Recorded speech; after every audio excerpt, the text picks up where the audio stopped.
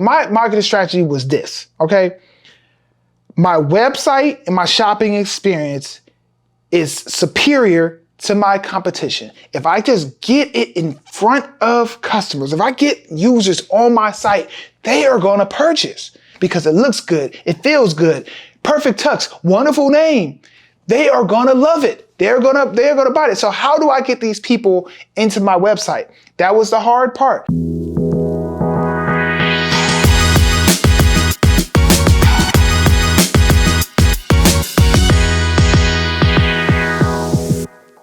Hey, what's going on, everybody? Welcome to the 9% Show. I am your host, Steven Burton, and here at the 9%, we keep everything 100. If I haven't done it, not doing it, or not about to do it, it will not come out my mouth. So welcome, everybody. Welcome, welcome, welcome.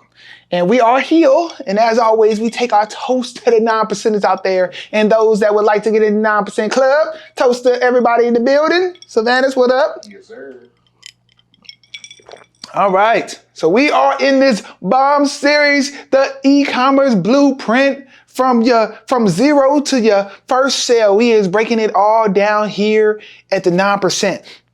Obviously, because I am the e-commerce guru, if I do say so myself. And if you've watched the last 3 parts of this series, you probably know I know a little bit what I'm talking about. And if you're following this point and you got here to part number 4, okay, we are talking about your grand launch and getting to your first 100 sales. Woohoo! Okay, that's what it's all about. Okay, it's all about the money, all about these sales. Okay, we want to get to these sales, but how do we do it? Okay, everybody's probably got to the point where they launched their website, launched their e-commerce store, and it's crickets. And you're just sitting there like, the site looks pretty, but I never thought about how I'm gonna get somebody to actually buy something, okay? If you can get past this step, if you can get past step 4, you are on and running, okay? It is to the victory laps you go, okay? It is to, you are gonna be dominating e-commerce, but this is a hard step. I'm not gonna sugarcoat for you because a lot of people do not get to their first 100 sales, okay? And we gonna talk about how you can get there, what I did to get there, and we gonna talk about all that. But I highly suggest going through part 1, 2, and 3 before you get to this one, because we talk about part 1 was about the first steps before you even start up designing a website. Part 2 was about how you build your website with my best practices.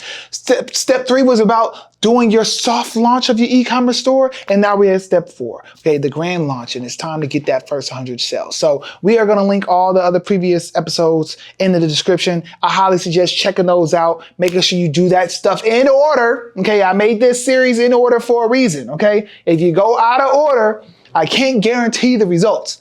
I mean, I can't guarantee the results anyway, but you have a better likelihood of success if you follow the steps, okay? So right now, we're ready. We had the soft launch. We made our adjustments. We made all our adjustments to our websites. We are ready to go, and it's time for that grand launch. How do we get to these sales? Hopefully, during your soft launch, you maybe got some sales in a little bit, so maybe you're closer to that 100 sale. But regardless, okay, it's time to get serious, and we're gonna talk about 5 points here, 5 steps here that we're gonna talk about that should really get you to that next level on your e-commerce store and get some sales coming through the door. Okay, are you with me?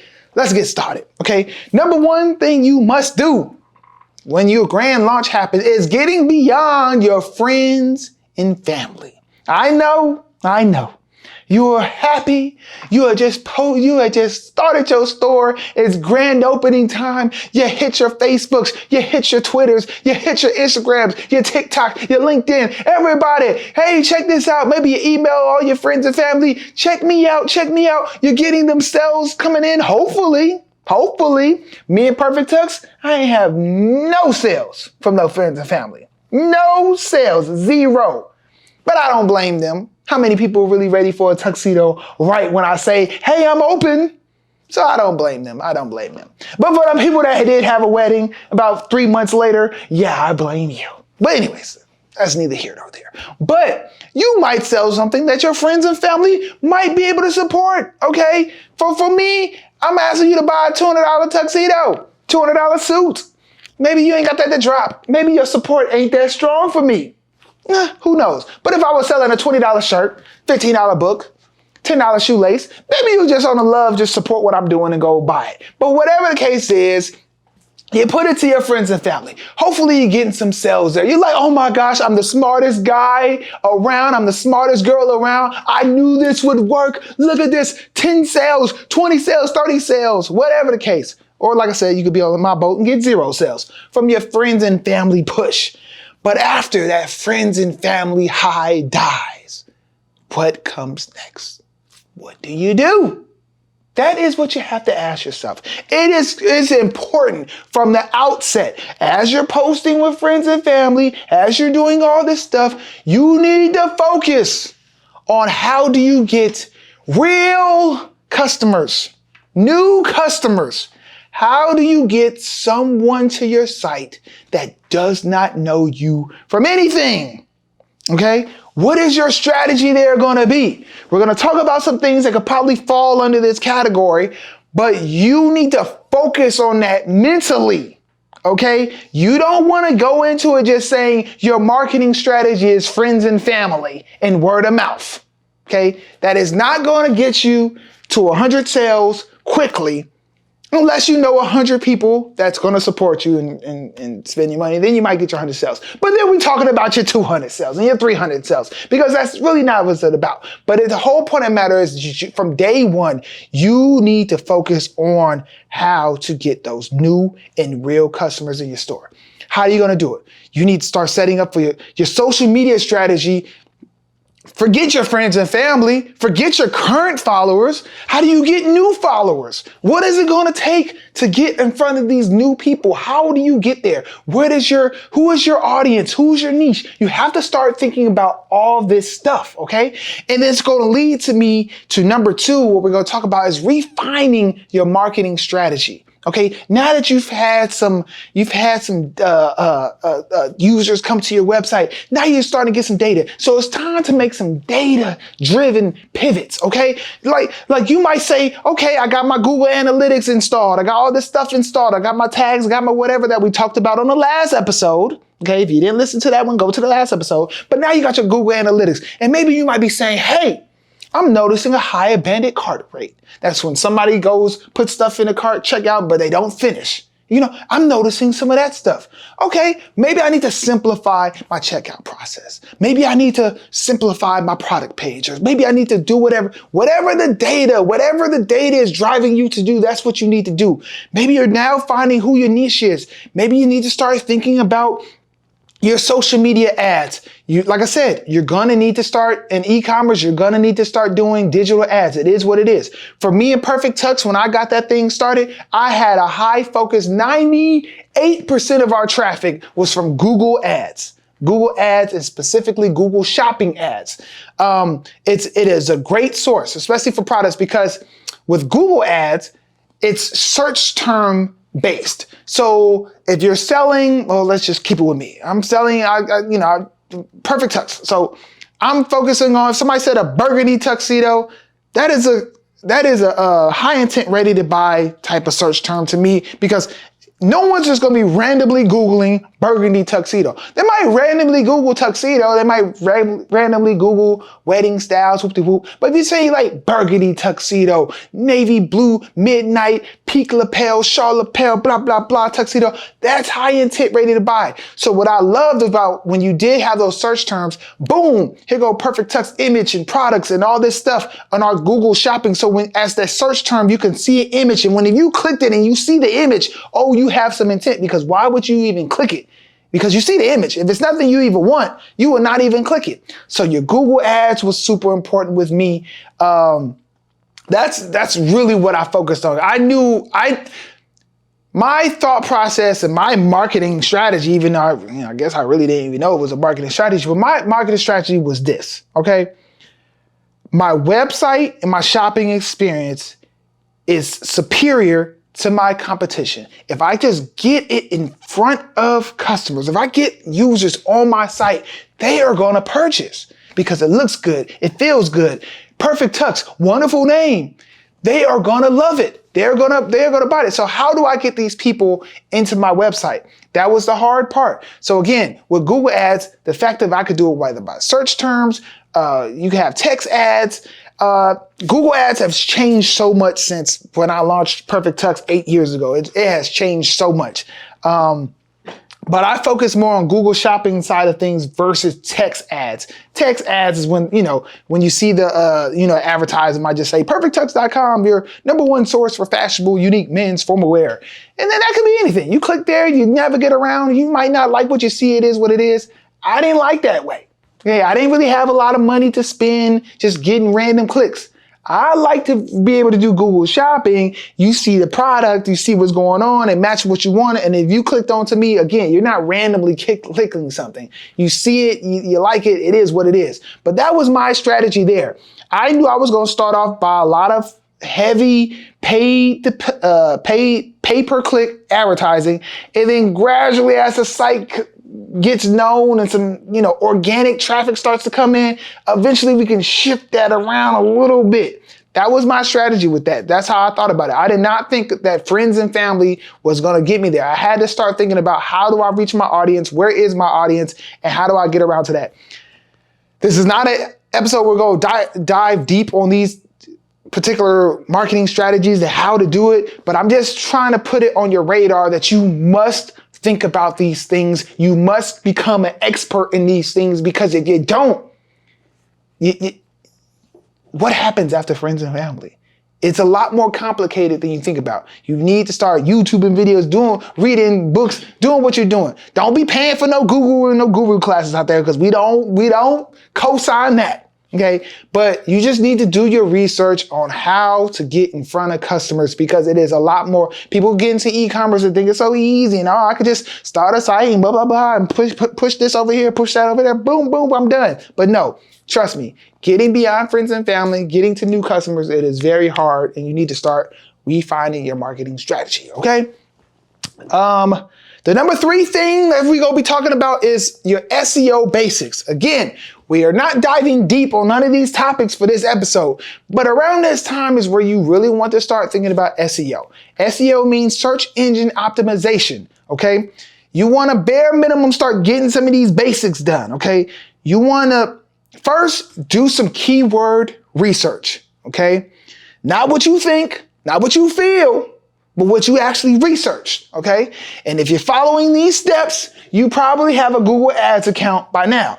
You can go on Google Ads. There's a keyword planner section on there where it will tell you keywords. It will tell you based on your website, based on a certain topic. Let's say you sell, I don't know, fish supplies, turtle and fish supplies. You could put in there fish supplies and just see what people are searching. I don't know why I came up with this example, because I can't name one fish supply. So we go switch it back to perfecttux, okay? You might put tuxedo. You might see terms that say wedding tuxedo, groomsmen wear, groomsmen suits, ring bearer suits, blah, blah, blah, spring suits, tuxedos, double-breasted, blah, blah, blah. You might see all this stuff, and you might be saying, oh, snap. Oh, snap. You know what? One of the top terms is a double-breasted tuxedo. I do have a double-breasted tuxedo, but I don't have a double-breasted collection. So you might need to say, you know what? I need to make a collection page for double-breasted tuxedo, or whatever the case may be. And your keyword research phase is where you really want to fine-tune what is going on with your site. Are your pages, you want to start optimizing your collection pages and your product pages for SEO-driven action, okay? You want to start thinking about, what is the point of this page? What is the point of this page? Who do I want to find this page? If somebody was to find this page, what would they search? Okay, what's the #1 search? Your page title might be, you might be a shoe site or whatever, and you're saying, oh, red laces. And you're like, okay, red laces. But you realize red shoelaces is more popular of a search term than red laces itself, okay? So what do you need to do? Your collection page is called red laces. Your product page is saying red laces. What do you need to do? Yeah, you need to change everything to red shoelaces. Red shoelaces this, something this, shoelaces, shoelaces, shoelaces. Include those search terms. Do not start going off of how you feel, whatever. This is data driven. This is keyword driven. This is the stuff you need to start doing to optimize your collection pages, your product pages. Start caring about your product title, okay? The title of your website, the title of your page, the meta description. All that stuff is things that you need to start doing ASAP, because these type of things are that long play. As we're doing everything else to get sales in, you want to start laying your groundwork. That's what I'm doing right now with kidsuits.com. I already got perfecttux established, and we're still doing SEO adjustments and things on the perfecttux side. But with Kid Suits, we're laying the foundation. We're letting it bubble. And the hope and the goal, and I'll keep you updated, is that by the time, next year comes, baptisms, Easter time, prom season, whatever the case may be, next Christmas season, that all this SEO stuff will finally start to pay dividends and I will start getting my return on investment at that point. But these are small things you need to just make sure that you're strategic about, okay? That's what you really want to start doing. Start caring about your SEO and get those things, the basic things done. Okay, we can get into, some more details and complicated stuff, and you might need to hire somebody to do some stuff, whatever the case may be. But you can at least do the basic stuff, okay? Focus on optimizing your collection pages, your product pages, and do your keyword research, okay? That's what you need to do at this stage, okay? The next thing we are going to talk about is number 4. Retargeting ads, okay? Retargeting ads. I've already kind of mentioned on ads and digital ads and things like that, but specifically retargeting ads. You need to have those set up and going, okay? I would have them going on Google ads. I would have them going on Facebook ads, Facebook and Instagram. If you want to do TikTok, I find that TikTok is a little more expensive, so it's probably not the best place to start on. Haven't really done too much on Twitter, but I mean, wherever your market is, wherever your niche is at, whatever you're selling, wherever your customer is at, you definitely want to, market on there. But retargeting ads will at least Google and Facebook, at least. Retargeting ads are the ads that someone comes to your website and you can retarget back to them when they leave and show it again. Because most people do not buy the first time they come to your website. They come to your website, they leave, they come back, they do a little more research. Maybe they're looking around for other things. Maybe they forgot. Maybe they're like at work and they're looking at it, then they get home and they just forgot to go back to it. Wouldn't it be great to hit them on Facebook as they're strolling, be like, hey, remember me? I'm here. And they'll be like, oh, wow, you are here. Or maybe, oh, wow, now they got 10% off. Oh, wow, there's 15% off before the day ends. And it's like, oh my gosh, it's almost there. I gotta buy. Retargeting ads are the best ads because you're retargeting people that came on your website. You can get even, I don't know if you still can. I mean, they've changed a lot of laws recently for privacy stuff. People's privacy. I messed up my hustle, but anyways. But gotta love people's privacy. But it used to be ways of you could tell how long if someone's been on your website longer than 30 seconds, longer than a minute, clicked on 2 pages, clicked on 5 pages. You used to be able to get that specific. I think you still can, but I feel like I haven't seen it in a little while, so you might not be able to. But anyways, but at least just you visit the last 30 days and you made no purchase. You want to have those 2 fields together because if you say, last 30 days, if you already bought from me, I don't want to retarget to you that quick about a retargeting ad like you're a new customer. So I want to get specific. I want to say, hey, last 30 days plus you have not bought anything. Give you this ad. Maybe last 30 days and you did add to cart specifically, because now it's even more, you was almost to that finish line. I just gotta push you along the line and maybe give you some incentive a little more aggressive because you're almost there at checkout. But if you focus on retargeting ads, trust me, those are the highest converting ads. You will have success in those. You do not want to miss out on all the people that come to your website and leave your website. Okay, you do not want to miss out on those people. If you have a retargeting ad strategy, I guarantee you will get some sales based on those. Okay, your other campaigns might not be doing well, but your retargeting ads campaign, oh yes, it is going to bring some sales in. I guarantee 9%. Okay. The last thing we're going to talk about is reviews and brand authority, okay?